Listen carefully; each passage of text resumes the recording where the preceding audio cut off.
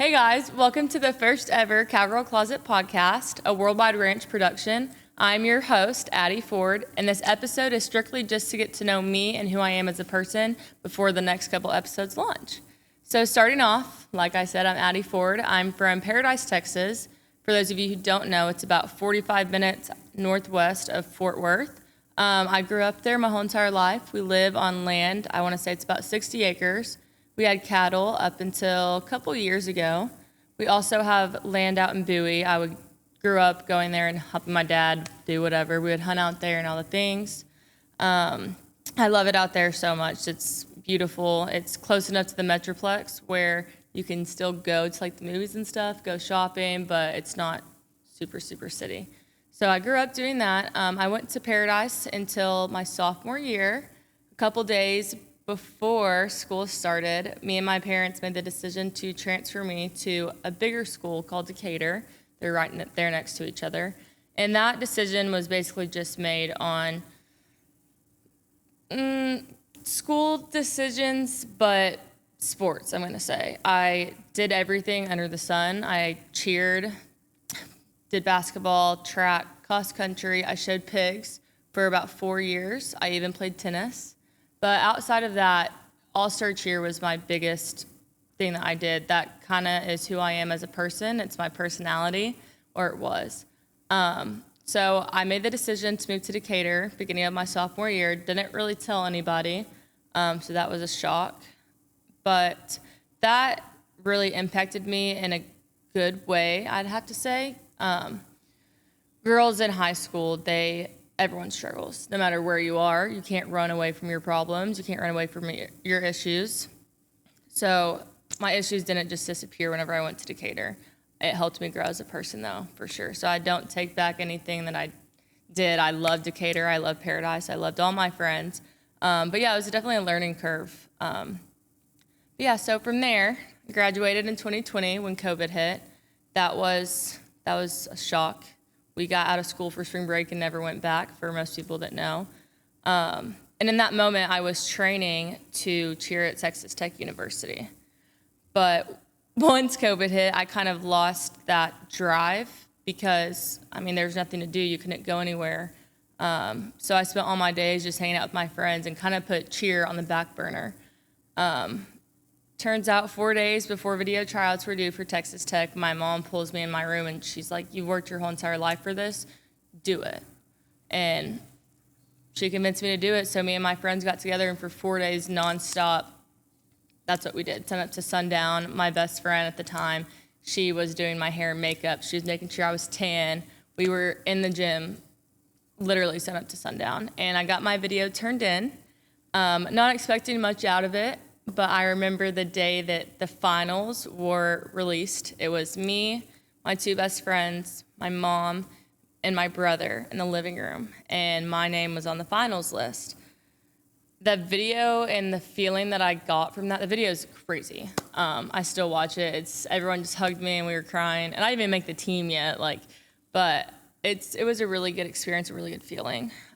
So after that, I knew Texas Tech from the get-go. My dad's an alumni, and I have family that live around Lubbock, so I knew I was going to go there regardless. But the fact that I was this close to making such a big goal of mine, a big dream of mine, that was so rewarding, so empowering. God had me, and he was like, "This is right in front of you. Do not give up ever." So that was great. A couple weeks later, I'm in Lubbock with my soon-to-be roommate. We're just kind of getting to know each other, and results come back, and me and one other girl, an amazing athlete, we were the two that got cut. So that was disappointing, but I knew at the end of the day, it's still there. It's still there. God said, you gave up for a little bit. This is your time to not give up. Keep training, keep doing all the things. I was very good with the coach at Texas Tech, so I knew, if I put in the work, where I was going to be the next year. So moving on from that, freshman year starts. Okay, I go to school and I'm training, I'm working out, I'm in the dorms with my best friend, I'm really learning the college life. October of 2020 comes, and in an instant, my whole entire life changes. I go to school for fashion design. You have to have your hands, you have to move a lot for fashion design. And I didn't think it was going to be that hard of a major. I was like, oh, it'll be fun, easy, no math. I was wrong. So October 2020 come. I'm training to retry out for Texas Tech cheer, and I'm in school for fashion design. In 1 week, I should say 4 days, my whole entire life flipped upside down. It started off, I was in a really weird headspace. I had a long-distance boyfriend that was back home. I had never been away from my mom for that long of a time. And just adjusting, like every new freshman in college does, it's hard to be away from your family. And I wasn't even that far away, but it was difficult. So I was going through a hard time. And I remember it was on a Monday. I was not doing well. And my friend was like, let's go eat. I'm going to get you out of this dorm. Like, we're going to go do something.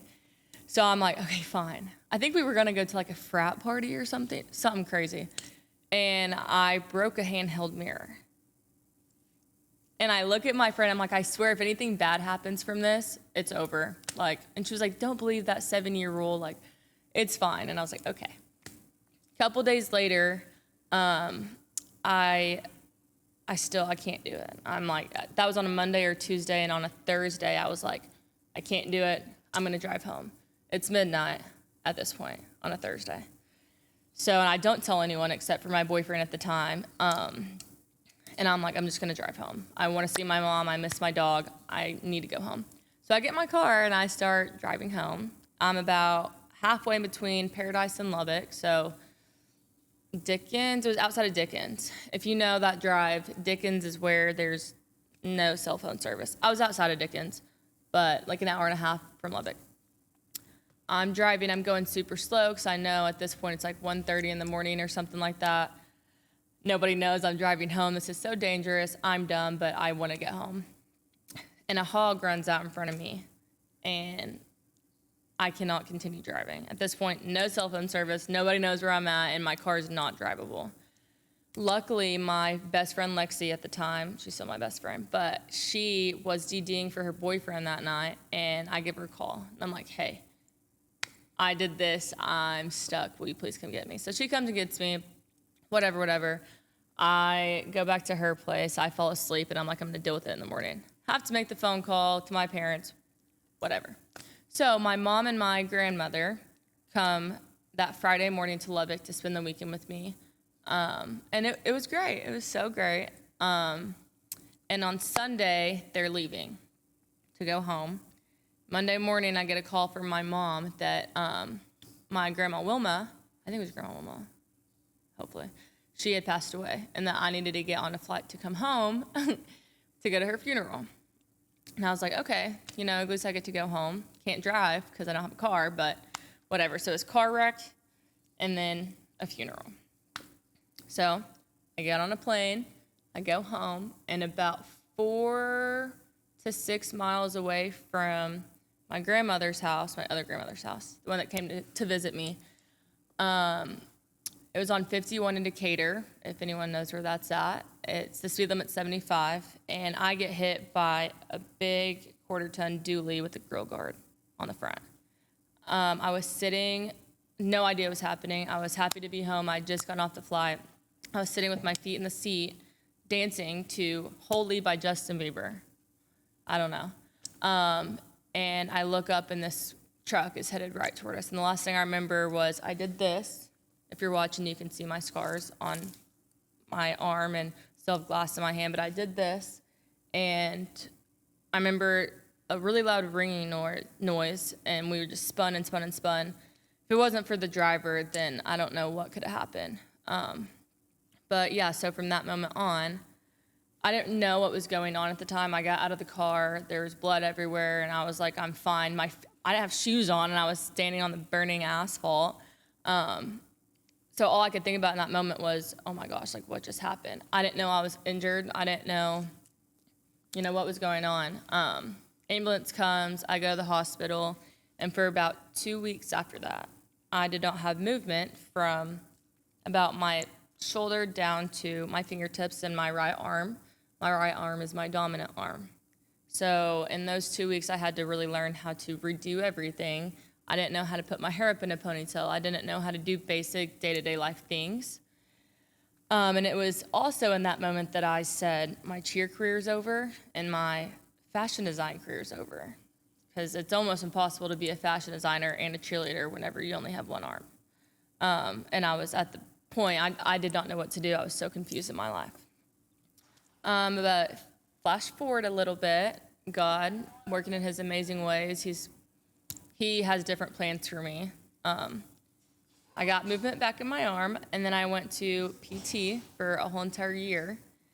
So my dreams of not only being a cheerleader, but being a fashion designer were quickly stripped away from, what I want to do in my life. After that, I was like, I have no idea. I've wanted to be a fashion designer my whole entire life. I don't know what to do from this moment on. But those dreams came back.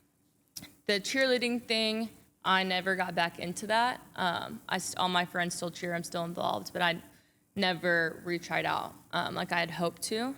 I just stuck with this fashion design gig because I didn't realize how important it was to me until, I didn't think I was ever going to be able to do it again. So that happened my freshman year. Coming back sophomore year, I was still considered a freshman. I had to take a lot of online classes, incompletes. I had to work throughout the summer. My mom and my grandmother had to really help me. I had to learn how to use scissors. Still to this day, my sewing scissors have this big tape around it because it hurt my hand to use them. But yeah, so it took me 5 years to graduate college because of that. And it was really, really hard coming back into it. I still feel, even though I graduated, that I am behind all the girls in my major because they didn't have to work throughout the summer. They got to go to class in person and be hands-on with our professors, and I didn't get that opportunity. But at the end of the day, I'm just still so thankful because I had given up in that moment, and I'm so glad that now I'm back and better than ever, I would say, and I got to pursue my dream. And I actually just walked my first line. It was May 4th this year, and that was the most incredible experience because I just reflected on how I never thought I was going to be able to do that. And I had 5 garments walk down the runway in Lubbock. It was called Barbie Dreams. It was inspired by my grandmother and my love for Barbie dolls growing up. That was a full circle moment whenever I had finished it and the line was done walking. I just wanted to hit my knees and praise Jesus. I was like, I cannot believe I did this. I'm done with school. I conquered a goal that I wanted to conquer so bad. It was great. So yeah, that's like my little background story of, who I am and the struggles I've been through. So now I'm here. I'm in Fort Worth now, pursuing something I never thought, the Cowgirl Closet. This is an amazing experience, and I cannot wait to really reach out to any girl who loves Western fashion and get to sit down and talk with amazing people and learn their stories and, their struggles that they've been through and why they love Western fashion. So yeah, I'm really excited for this journey, and I hope that everybody who's watching and tuning in is as excited about this as I am.